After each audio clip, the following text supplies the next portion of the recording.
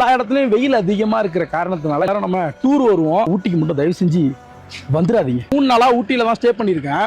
ஒரு இதுக்கும் fine. Plastic bottle வந்து உள்ள அலோவ் பண்ண மாட்டோம் அப்படிங்கிறாங்க. ஆனா இங்க இருக்கிற எல்லா ஷாப்ஸ்லயுமே பிளாஸ்டிக் பாட்டில் சேல் பண்றாங்க. அதை வாங்கி நம்ம பஸ்ல வச்சிருந்தா பஸ்ல இருக்கிற நமக்கு ஃபைன். அப்படின்னு பார்த்தா முன்னாடிலாம் நம்ம வருவோம், எந்த டைமுக்கு வேணாலும் கிளம்புவோம்.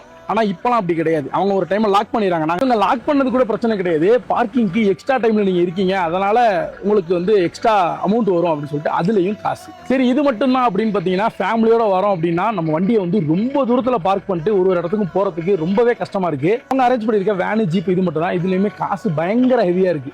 வர டூரிஸ்டர்ஸ் எல்லாரும் ஊட்டியை விட்டுட்டு வேற ஏதாச்சும் ஒரு ஊருக்கு போய் என்ஜாய் பண்ணுங்க. இங்க வந்தா என்ஜாய் பண்ண முடியுது, பட் ஆனா இந்த மாதிரி பல டென்ஷன் இருக்கிறதுனால ரொம்பவே கஷ்டமா இருக்கு. நாங்க ஃபேமிலியோட வந்தோம், ஒரு பஸ் பிடிச்சி. இந்த பஸ்ல நாங்க 2 மணிக்கு கிளம்பிட்டு கீழே போய் ஒரு இடத்துக்கு போலான்னு பிளான் பண்ணியிருந்தோம். பட் ஆனா இவங்க அலோவ் பண்ணாதனால எங்களால் அடுத்த இடத்துக்கு போக முடியல.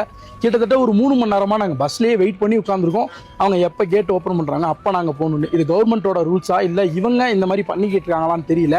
ஸோ ஊட்டி வர நீங்க இதெல்லாம் இருக்குது. அது மட்டும் இல்லாம 7ஆம் தேதியிலேருந்து பாஸாம். இந்த பாஸ் இருந்தால் மட்டும் தான் வர முடியும். ஸோ ஊட்டி வர நீங்க கொஞ்சம் இதெல்லாம் பார்த்துக்கிட்டு சேஃப்டியா ஊட்டி வந்து என்ஜாய் பண்ணுங்க.